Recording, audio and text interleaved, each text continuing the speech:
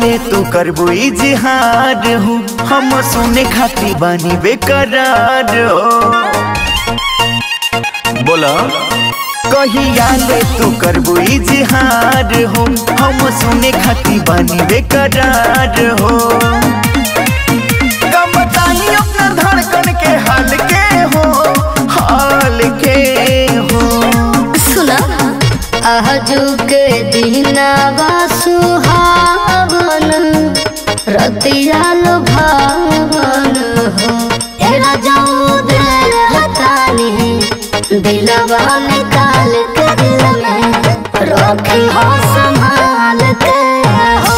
तेरा जाऊं दे हतानी दिलवा निकाल के दिल में रखी हो संभाल के हो।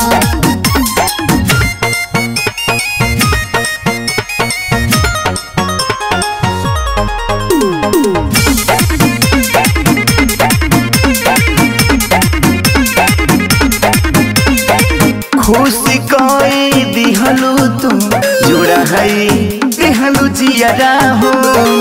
अब न दूरे रहल जाता रहब तोहरा नियरा हो, तोहरा नियरा हो। पागल बन के तू हमके बगलवाला हो, ए दीवाना तू दीवाने बनवाला हो। सारा सपना रखब हम पाल के हो, पाल के हो।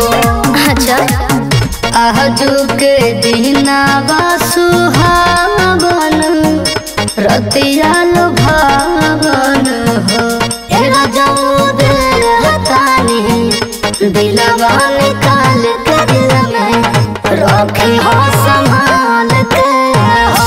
तेरा जाऊं दे हतानी दिलवा निकाल के दिल में रखी हो संभाल के हो।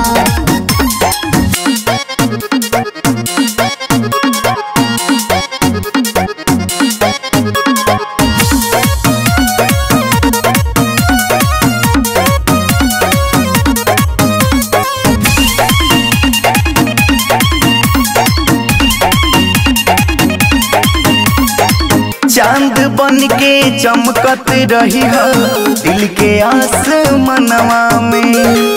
फूल बन के महकत रही हो प्यार के भावनवा में, प्यार के भावनवा में। मंग लगे तोरू जहाँ सजा दो हो, हम सिर्फ राज का जगा दो हो।